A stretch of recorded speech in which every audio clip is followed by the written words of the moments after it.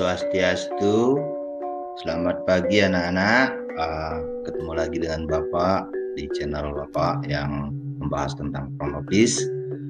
Kali ini kita akan belajar lagi tentang kronologis, yaitu di KD 3.4. Subbahasan kita adalah memahami penanganan reservasi individu.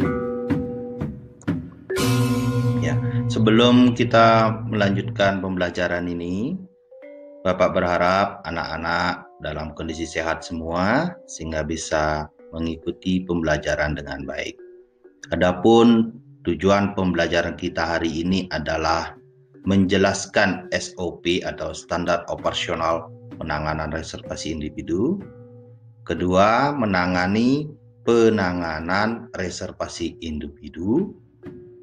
Yang nomor 3, menjelaskan reservasi inquiries.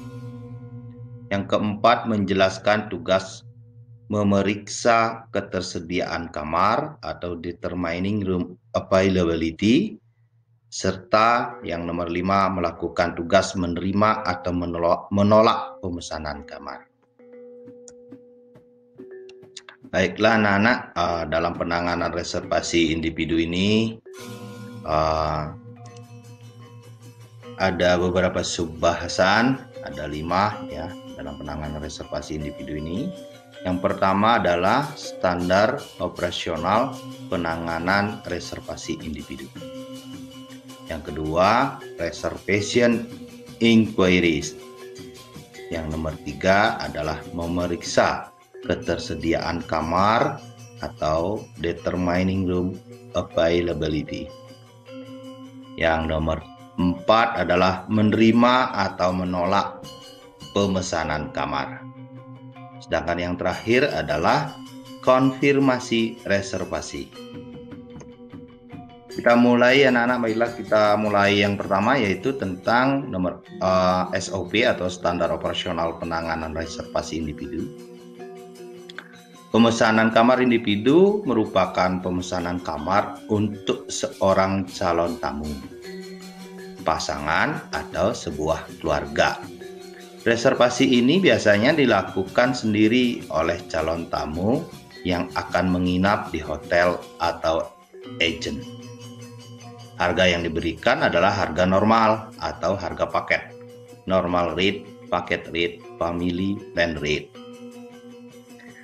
Sebagai seorang reservasi, pemahaman tentang produk-produk hotel harus betul-betul diperhatikan. Misalnya, lokasi kamar, jenis-jenis kamar yang tersedia, harga kamar, serta fasilitas-fasilitas pelayanan lainnya yang ada di hotel. Selain itu, dalam menangani pemesanan kamar individu, seorang reservation clerk harus dapat menerapkan standar operasional prosedur atau SOP yang berlaku di hotel tersebut. Ingat anak-anak ya, yang berlaku di hotel tersebut. SOP berkaitan dengan prosedur yang dilakukan secara kronologis untuk menyelesaikan suatu pekerjaan yang bertujuan untuk memperoleh hasil kerja yang paling efektif dari para pekerja dengan biaya yang serendah-rendahnya, supaya efisien anak-anak ya. Yang nomor 1, SOP pemesanan kamar untuk tamu individu. Nah, bagaimana SOP-nya? Di sini ada 6 langkah ya. Yang pertama, yang A adalah telepon diterima kemudian dijawab dengan cepat. Pertama-tama disebut dengan ucapan greeting, selamat pagi, siang, sore, atau tawarkan bantuan dengan ramah. Misalnya, good morning, reservation, may I help you? Yang nomor 2 atau nomor B, tanyakan jumlah dan tipe kamar, jumlah hari menginap, tanggal tiba, dan tanggal berangkat. Yang nomor C, lihatlah keadaan kamar pada tabel atau laporan harian dan tamu diminta untuk menunggu sebentar.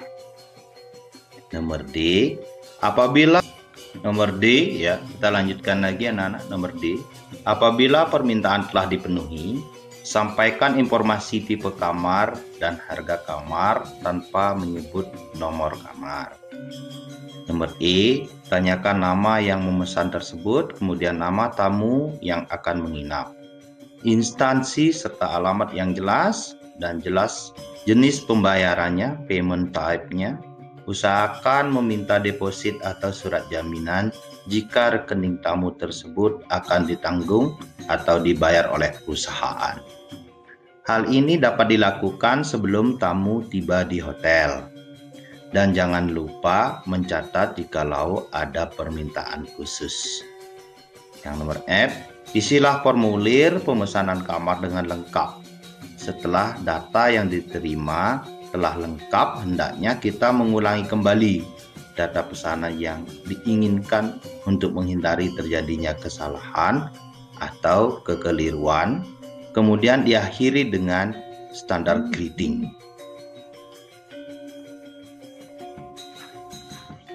Baiklah anak-anak, yang selanjutnya adalah yang nomor 2 sebenarnya ini ya, angka 1 ini angka 2 di sini. Ini yang tadi adalah tamu individu, sedangkan yang sekarang adalah standar operasional pemesanan kamar untuk tamu VIP. Nah, VIP atau Very Important Person adalah sebutan bagi tamu-tamu yang dianggap penting oleh pihak hotel. Dalam hal ini, reservation dibedakan dengan yang umum atau tamu reguler. Untuk dapat meyakinkan bahwa tamu-tamu VIP tersebut benar-benar mendapatkan fasilitas yang terbaik. VIP guest ini biasanya adalah orang-orang yang punya kedudukan khusus di masyarakat atau orang-orang khusus seperti company director atau top level management, adalah seorang yang ditunjuk untuk memimpin suatu lembaga perusahaan pemerintah, swasta, atau lembaga pendidikan. Yang nomor 2 adalah chairman of associate atau famous people. Nah, di sini adalah ketua atau pemimpin sebuah asosiasi atau perkumpulan atau orang yang dikenal luas di masyarakat seperti artis atau public figure. Yang nomor C adalah consular atau diplomat, seseorang yang mewakili sebuah negara atau organisasi untuk melakukan tugas bernegosiasi dengan negara lain dalam bidang budaya, ekonomi, perdagangan. Para diplomat biasanya merundingkan perjanjian-perjanjian internasional sebelum disetujui oleh pembesar-pembesar negara. Sedangkan nomor D adalah gubernur di kota tempat hotel berada. Baiklah anak-anak, ini SOP untuk menangani pemesanan kamar untuk tamu penting atau VIP adalah sebagai berikut anak-anak ya. Nomor A, tamu penting VIP ditentukan oleh front office manager atau general manager. Nomor B, setiap pesanan kamar untuk tamu penting atau VIP harus diketahui oleh front office manager dan general manager.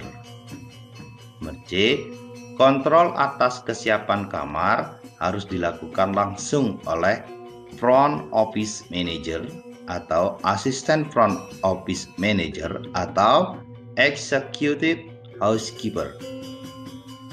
Yang nomor D, proses pesanan kamar harus selalu dimonitor atas kemungkinan batal, pengunduran tanggal kedatangan, tanggal keberangkatan, waktu kedatangan, waktu keberangkatan, permintaan tambahan, sebagainya. Nomor E, penempatan kamar untuk tamu penting atau VIP ditentukan front office manager. Kamar yang ditempati akan diblok beberapa hari sebelum tamu datang dengan menggunakan blocking card yang ditempatkan di room rack. Baiklah anak-anak, kita lanjutkan lagi. Yang nomor F, biasanya reservation clerk membuat list of VIP report guna didistribusikan ke departemen yang berkepentingan. Yang nomor G adalah pencatatan dan dokumentasi reservasi. Kita lanjutkan lagi anak-anak di sub kedua, yaitu nomor B, yaitu reservation inquiries. Reservation inquiries adalah permintaan reservasi dari para pelanggan guna menanggapi permintaan reservasi. Petugas harus mengumpulkan informasi atau data tentang calon tamu dan orang yang memesan kamar. Informasi atau data tentang calon tamu dan orang yang memesan kamar. Berikut adalah informasi yang harus diperoleh untuk hotel, yaitu nomor 1 adalah nama tamu, nomor 2 adalah alamat dan nomor telepon, nomor 3 adalah nama perusahaan atau biro perjalanan, nomor 4 tanggal kedatangan, nomor 5 tanggal keberangkatan, nomor 6 jenis dan jumlah kamar yang diminta, nomor 7 harga kamar, nomor 8 jumlah orang yang akan menginap, nomor 9 cara pembayarannya, nomor 10 permintaan khusus, ya, special request-nya apa. Sedangkan nomor 11 nama pemesan atau orang yang akan dihubungi untuk tindak lanjut bagi tamu. Nah, ini adalah contoh reservation inquiries atau reservation inquiries form, formulirnya, anak-anak ya. Di sini ada title-nya Mister ya. Di sini nama tamunya, company adalah perusahaannya, first name adalah nama depan, last name adalah nama belakangnya, nomor telepon berapa, emailnya apa, arrival date berarti tanggal kedatangan, departure date itu tanggal keberangkatan atau keberangkatannya ya, meninggalkan hotel. Number of room, ini nomor room yang kita sediakan. Room style, single room ini adalah tipe kamar yang diminta. Number of person, ini nomor yang guestnya, tamunya. Agreement, ini adalah tanda persetujuannya. Sebelum menerima permintaan pemesanan kamar, ya, itu tadi yang nomor B anak-anak ya. Sekarang kita akan lanjutkan ke nomor C di subbahasan yang ketiga, itu adalah memeriksa ketersediaan kamar atau forecast board. Nah, sebelum menerima permintaan pemesanan kamar, sebaiknya petugas pemesanan kamar memeriksa ketersediaan kamar terlebih dahulu. Check in room availability. Pada tabel kontrol reservasi, ya, pengecekannya itu di tabel kontrol reservasi. Adapun jenis tabel kontrol reservasi ini ada beberapa macam, antara lain sebagai berikut ya. Yang nomor 1 adalah papan perkiraan kamar atau forecast board.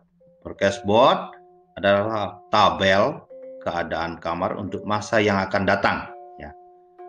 Masa yang akan datang, bentuknya menyerupai sebuah kalender. Papan data keadaan kamar di masa mendatang ini biasanya ditampilkan dalam periode untuk 4 bulan ke depan, dan tanggal-tanggal yang tertera adalah mewakili informasi tentang status kamarnya. Ini gambarnya sudah ada anak-anak ya, room forecast board. Di sini ada bulan Oktober, ada bulan September, ada bulan Oktober. Ini diperkirakan untuk 4 bulan ke depan. Yang kedua adalah tabel pemesanan kamar atau reservation chart. Banyak hotel menggunakan reservation chart atau tabel pemesanan kamar. Tabel tersebut digunakan Baiklah anak-anak, kita lanjutkan lagi yang di nomor 2, tabel pemesanan kamar atau reservation chart. Banyak hotel menggunakan reservation chart atau tabel pemesanan kamar. Nah, tabel tersebut digunakan untuk menampilkan dan mendata kamar yang tersedia. Reservation chart dapat dibedakan menjadi dua bentuk, yaitu conventional chart dan density chart. Nah, ini Bapak sudah munculkan satu contohnya untuk conventional chart ya. Di sini ada moon itu ada bulan ya, bulan November 2007. STD itu disingkat standar room atau kamar yang standar. S untuk single, D untuk double, T untuk twin. Itu disingkat supaya lebih mudah kita dalam menuliskan.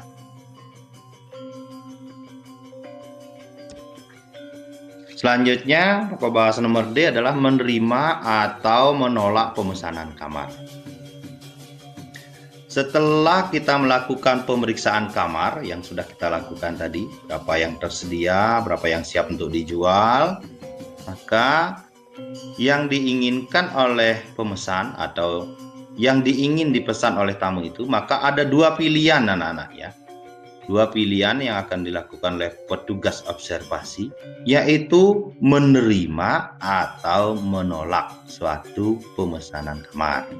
Ingat, ada dua pilihan, diterima atau ditolak. Biasanya permintaan pemesanan kamar akan diterima. Setelah itu petugas reservasi akan melakukan proses pendataan reservasi yang disesuaikan dengan sistemnya yang berlaku di hotel. Apakah menggunakan formulir reservasi atau pengolahan data komputer terminal. Akan tetapi, bila kamar tidak tersedia, maka petugas akan memberikan berbagai alternatif pilihan kepada calon tamu seperti jenis kamar lain, ditawarkan nomor yang lain, atau periode yang lain, atau masuk daftar tunggu, atau pindah kamar setelah 1 hari kedatangan, ataupun menawarkan hotel lain yang sejenis. Jika tamu tidak memilih salah satu dari segala pilihan alternatif yang telah diberikan tadi dan calon tamu tidak berkenan ya, sudah berbagai macam pilihan diberikan tetapi tetap ditolak, maka pemesanan kamar tersebut akan ditolak. Hal ini dikenal dengan istilah denying of booking. Istilahnya denying of booking ya, denying of booking. Ada beberapa alasan yang umum mengapa suatu pemesanan kamar ditolak. Nah, alasannya adalah sebagai berikut anak-anak ya. Ada 3 alasan. Yang nomor 1 yaitu hotel tidak dapat memberikan permintaan-permintaan calon tamu seperti jenis kamarnya, tanggal yang diminta, dan fasilitas lain karena kamar tidak tersedia. Yang nomor 2 alasannya adalah hotel mengalami full book atau penuh atau pemesanan kamar penuh sehingga pemesanan kamar yang masuk tidak dapat diterima lagi. Hal ini biasanya terjadi pada saat musim ramai atau peak season. Yang nomor 3, alasan nomor 3 kenapa harus ditolak yaitu calon-calon tamu yang sebelumnya telah diketahui memiliki reputasi yang buruk. Nah, reputasi buruk sebagai tamu di masa lalu di hotel tersebut. Misalnya ada permasalahan mengenai pembayaran rekening atau kasus-kasus lain yang dianggap merugikan pihak hotel. Tamu seperti ini biasanya dimasukkan ke dalam daftar hitam atau blacklist guest. Yang nomor E adalah konfirmasi reservasi ya, konfirmasi, mengkonfirmasikan ya. Setelah ditentukan apakah pemesanan kamar oleh calon tamu diterima atau ditolak, ya, tadi ya, diterima. Baiklah anak-anak, kita lanjutkan lagi. Nah, yang nomor E, yaitu konfirmasi reservasi. Setelah ditentukan apakah pemesanan kamar oleh calon tamu diterima atau tidak, kemudian hotel akan memastikan pemesanan kamar dengan cara mengirim surat kepastian. Surat kepastian pemesanan kamar atau reservation confirmation letter yang berupa cetakan formulir yang akan dikirim ke calon tamu atau dengan cara memberikan nomor kode kepada calon tamu sehingga mempermudah reception untuk pencarian data tamu tersebut di dalam sistem komputer. Nah, ini contohnya anak-anak ya, contoh letternya, suratnya.